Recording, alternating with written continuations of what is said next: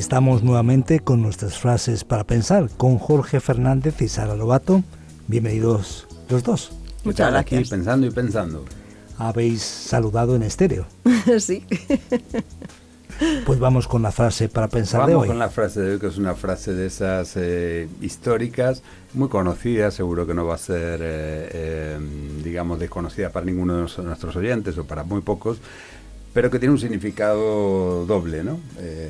Y la frase es la siguiente: París bien vale una misa, frase que pertenece o atribuye, mejor dicho, a Enrique IV. París bien vale una misa es un tópico cultural originado en una frase probablemente apócrifa, atribuida a Enrique de Borbón o de Navarra, el pretendiente hugonote protestante al reino de Francia, que eligió convertirse al catolicismo para poder reinar con el nombre de Enrique IV.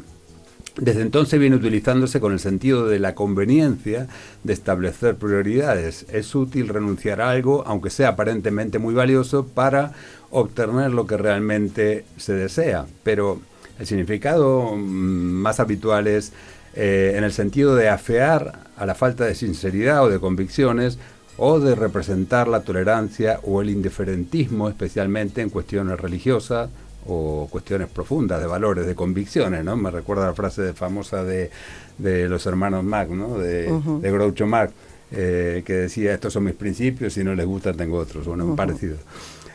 Un tema político coincidente en la época es el denominado maquiavelismo o razón de Estado, habitualmente puesto en la comparación con la actitud quijotesca que se presenta como característica de la contemporánea monarquía hispánica de Felipe II, a quien se atribuye la frase: prefiero perder mis estados a gobernar sobre herejes, las antípodas de ese pensamiento.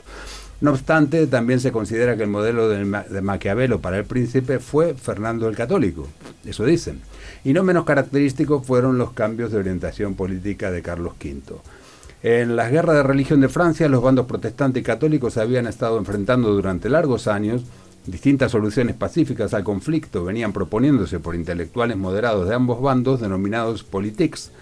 La convocatoria de los Estados Generales en 1593 no condujo inmediatamente al fin de la guerra, pero sí la comunicación por parte de Renaud de Beaune, no sé si lo pronunciaré bien en francés, arzobispo de Bourges, de la voluntad de Enrique de convertirse, cosa que ocurrió en la ceremonia de abjuración que tuvo lugar el 25 de julio de 1593 en la Basílica de Saint-Denis. Los Estados Generales se clausuraron el 8 de agosto sin llegar a ningún acuerdo, pero el peso de la aceptación del nuevo rey por la ciudad de París permitió a Enrique entrar triunfalmente en la capital el 22 de marzo de 1594. Hasta 1595, no obstante, se mantuvo la excomunión papal. En 1598 promulgó Enrique IV el Edicto de Nantes, garantizando la libertad religiosa a los protestantes y logrando la pacificación del país. Es interesante recordar otros reyes que abjuraron para conseguir el reino. Uno de ellos fue Tirídates III, el rey armenio, el primero. Armenia fue el primer país en adoptar el cristianismo como religión oficial de Estado, y fue este rey el que se convirtió antes que Constantino.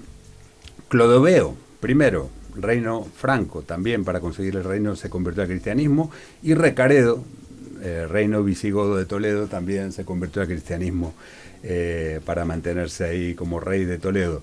En tiempos modernos, Pedro III, Catalina II, Federico Augusto de Sajonia y Bernadotte han abjurado, unos del luteranismo y otros del catolicismo, para subir al trono. Ya se ve que es una práctica normalizada. Según convenga, ¿no? Exactamente. Así que bueno, fue el primero que pasó en la historia con una frase que no sabemos si la pronunció realmente, pero al que le atribuyen a Enrique IV: París bien vale una misa. Y su significado actual es, casi podríamos decir, el fin justifica los medios, ¿no? ¿Cómo lo ves? ¿El fin justifica los medios, Sara? Uy, hoy no estoy yo muy de acuerdo con esta frase. Bueno, a ver, hemos visto que a lo largo de la historia la gente cambia sus principios y sus convicciones dependiendo de si le interesa o no llevarlos adelante. Y desgraciadamente mucha gente hoy en día hace lo mismo. Pues si tengo que pensar o creer de una determinada manera para alcanzar un puesto de trabajo o para llegar, pues lo hago, no pasa nada. Pero eso lo que demuestra es que no hay convicciones realmente profundas ni sinceras, porque cuando uno tiene una convicción profunda sobre algo que cree o piensa, pues da igual, no va a cambiar si realmente lo tiene de manera intrínseca en sí. Entonces, es una pena que el ser humano tenga pocas convicciones tan profundas, porque no hablo de hermetismo ni hablo de cabezonería, pero sí de que cuando alguien piensa o cree algo de verdad, pues no vale que te digan, te doy 50 euros y cambias de religión. Uy, pues entonces a lo mejor es que no tienes muy claro qué es lo que crees. O si quieres hacer esto, pues tienes que decir que no hay Dios. Pues yo creo que a mí me costaría mucho trabajo, porque sí que lo que creo entiendo que está enraizado en mi realidad, en lo que soy incluso, y que sería difícil cambiarlo. Así es que yo no estaría de acuerdo con Enrique IV. Yo creo que el motivo o el objetivo de por qué se cambia de opinión o de creencia en algunos casos es lo que legitima o deja de legitimar el cambio. Porque yo sí creo que es honesto, si uno de repente pues se da cuenta que estaba equivocado, cambiar de opinión. Sí, eso está claro. Eso es algo bueno, es decir, estamos acostumbrados, no, que solo vale lo que son cabezotas y aquí me planto y aunque me demuestren que la Tierra es redonda, pues yo sigo creyendo que es cuadrada o plana o triangular. Entonces, todos yo creo que en alguna medida, aún sin cambiar, digamos, las core believings, como dicen los americanos, ¿no? Las creencias esenciales más profundas, pero sí en muchas otras cosas vamos cambiando. Es normal cambiar de opinión sobre... Es más, he escuchado a algún escritor alguna vez, creyente, muy honesto, que dijo, cuando yo publiqué aquel libro y tal, con el tiempo iba por las librerías preguntando si ya se había agotado. Y me alegraba cuando decían que se había agotado porque ya nadie más lo iba a poder ver. O sea, ya no pensaba como hace 30 años atrás, ¿no? Y es normal que así sea. Pero evidentemente si el objetivo, si la razón por la que yo cambio de opinión es por un interés económico, político en este caso, para alcanzar el poder, para manipular o por lo que sea, entonces sí me parece que no es legítimo. Creo que es lo que está detrás de esto, ¿no? Sí. ¿Qué pensáis? Cierto es que vivimos en un relativismo imperante. Sí, y que... lo que comentábamos, que no todo el mundo tiene convicciones totalmente profundas, ¿no? que enraicen en lo que son o lo que piensan que son.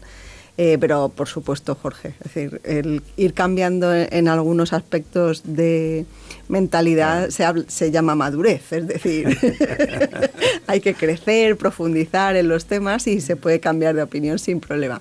Pero, efectivamente, es la motivación.